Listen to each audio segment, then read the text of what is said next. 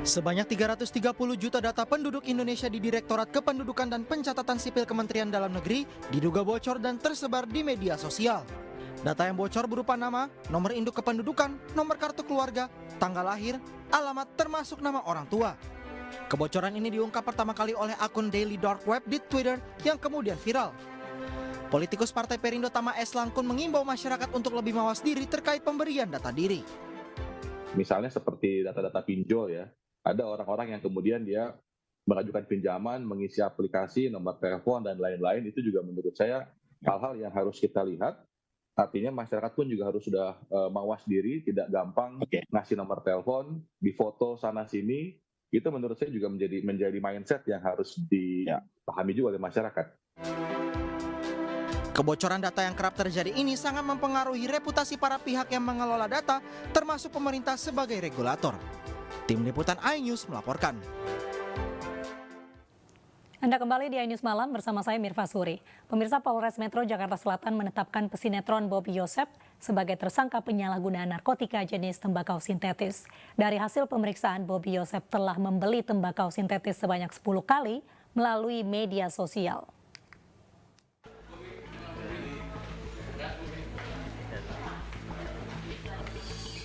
Bobby Joseph hanya tertunduk saat dihadirkan ke hadapan awak media di Polres Metro Jakarta Selatan dengan kondisi tangan terborgol.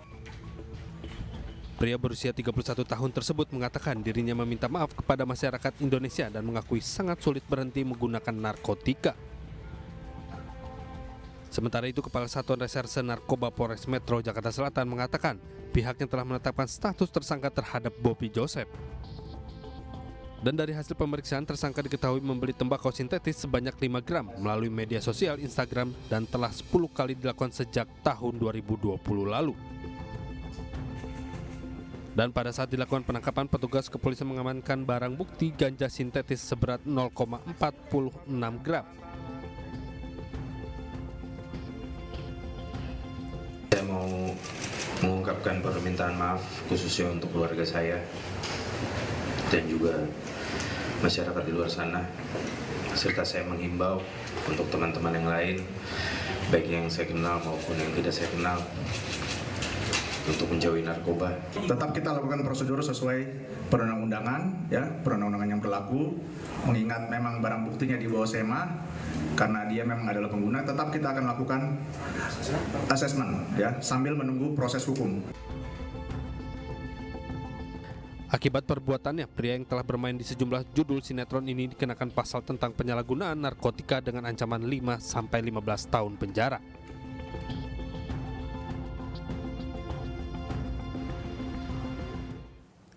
Polisi memeriksa 5 saksi terkait peristiwa keracunan yang menimpa ratusan warga di Kelurahan Padasuka, Cimahi Tengah, Jawa Barat. 5 saksi diantaranya merupakan panitia lokal Kelurahan Padasuka dan Sekwan DPRD Kota Cimahi.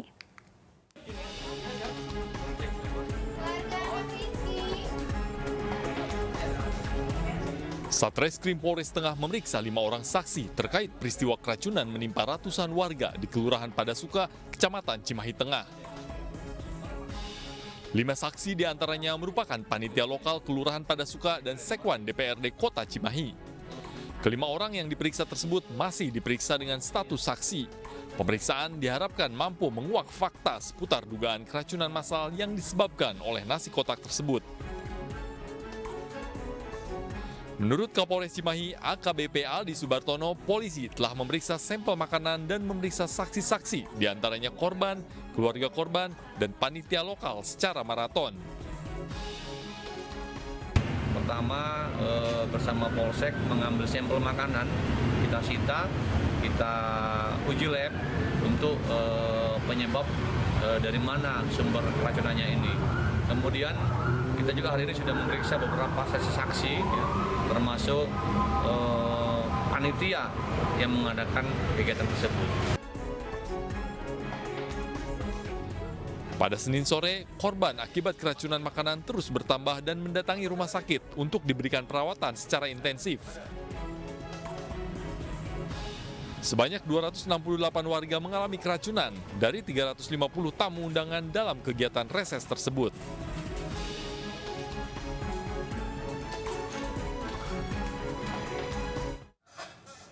Pemirsa, seorang emak-emak menggagalkan pencurian sepeda motor bersenjata api di Bekasi, Jawa Barat. Pelaku yang berjumlah 4 orang tidak membuat emak-emak itu takut.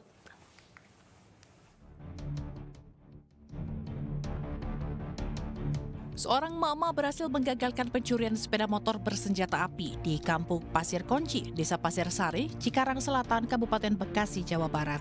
Para pelaku yang berjumlah 4 orang itu memiliki peran yang berbeda.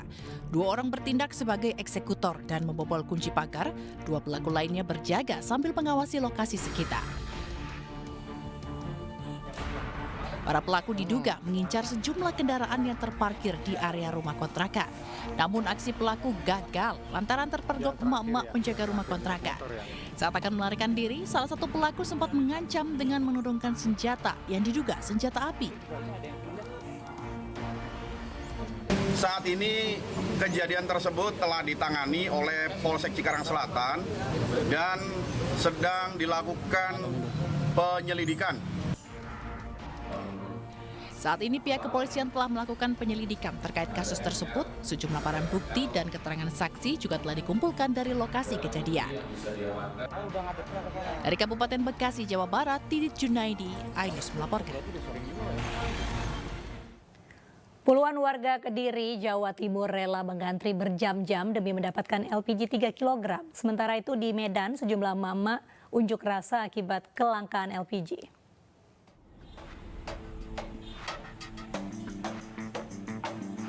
Sejak pagi puluhan warga di kota Kediri, Jawa Timur rela mengantri berjam-jam di depan pangkalan LPG Jalan Panglima Sudirman dan Jalan Samratulangi. Mereka rela mengantri demi mendapatkan LPG berukuran 3 kg yang sejak sepekan terakhir di tingkat pengeceran mengalami kelangkaan. Hal ini memicu warga menyerbu pangkalan LPG karena takut tidak kebagian. Lumayan baik, harganya 16.000 cuman. Biasanya kalau di perumahan kan 17,5. Ini digunakan sendiri atau untuk warung? Untuk sendiri, untuk masak masalahnya. Kalau di sekitar rumah Bapak sendiri seperti apa? Susah, kosong. Diketahui selain langka, jika LPG 3 kg ada di toko eceran maka harga akan lebih mahal. Pada waktu normal, harga LPG subsidi ini hanya Rp16.000, kini melonjak hingga Rp20.000 per tabung.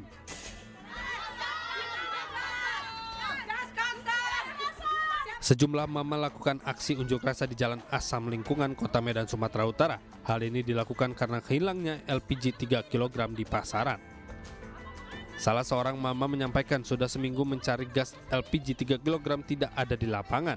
Bahkan untuk membeli gas harus menunjukkan kartu tanda penduduk. Gas 3 kilo aja nggak bisa. Sudah seminggu saya mencari gas 3 kilo untuk kebutuhan memasak dan berdagang.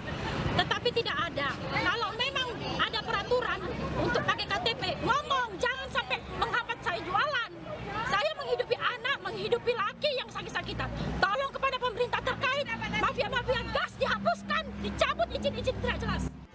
Usai melakukan aksi protesnya, sejumlah mama ini pulang ke rumahnya masing-masing. Mereka berharap LPG 3 kg yang sudah seminggu menghilang di pasaran kembali tersedia. Dari tim liputan iNews melaporkan.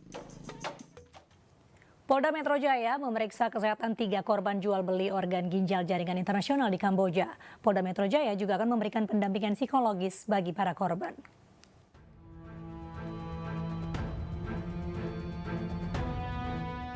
Polda Metro Jaya masih terus menyelidiki kasus TPPO jual beli ginjal jaringan internasional di Kamboja. Hari ini 3 orang korban dipanggil untuk melakukan serangkaian pemeriksaan kesehatan pasca operasi pengambilan organ ginjal. Tahapan pemeriksaan kesehatan terhadap 3 orang korban ini berawal dari menanyakan keluhan yang dirasakan pasca operasi dan dilanjutkan pemeriksaan daerah luka bekas operasi. Selain itu, polisi juga akan tetap memberikan pendampingan psikologis terhadap para korban dan akan bekerja sama dengan Polda lain untuk melakukan hal serupa apabila para korban bertempat tinggal di luar wilayah hukum Polda Metro Jaya.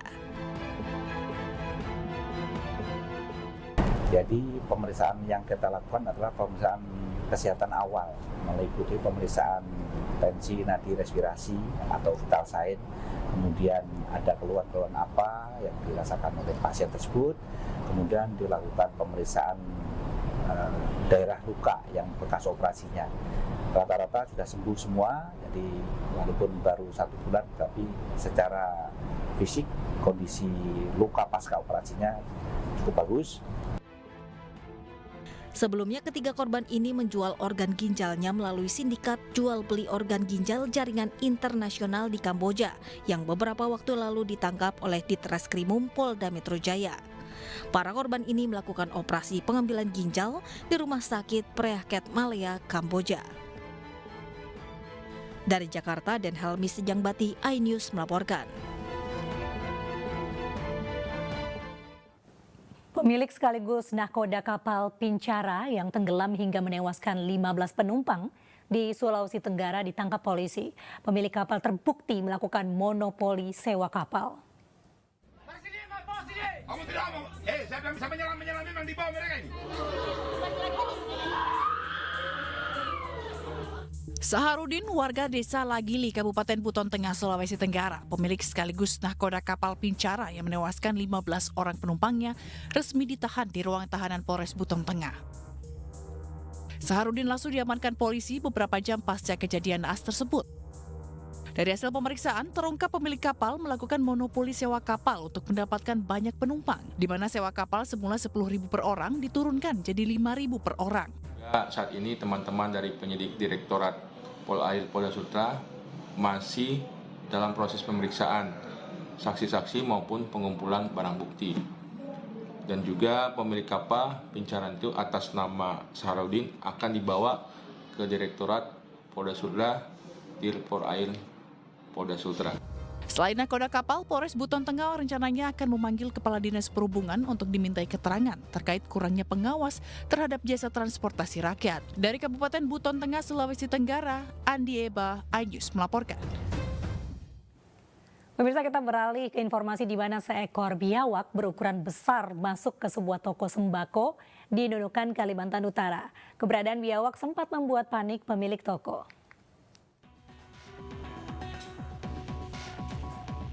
Inilah seekor biawak berukuran besar yang masuk ke dalam sebuah toko sembako di Sebatik, Kabupaten Nunukan, Kalimantan Utara. Biawak ini masuk ke dalam dan membuat isi di dalam toko berantakan. Sempat membuat heboh dan panik pemilik toko dan para karyawannya. Seekor biawak itu berhasil ditangkap oleh petugas Damkar Pos Sebatik Timur usai menerima laporan dari pemilik toko.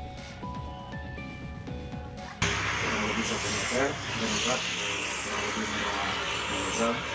Berhasil mengamankan memang menggunakan sebuah peralatan tersebut sebagai pendukung. Oleh petugas Damkar, selanjutnya biawak dengan panjang kurang lebih 1 meter itu dievakuasi ke habitatnya jauh dari permukiman warga. Dari Nunukan, Kalimantan Utara, Usman Kodang, iNews melaporkan.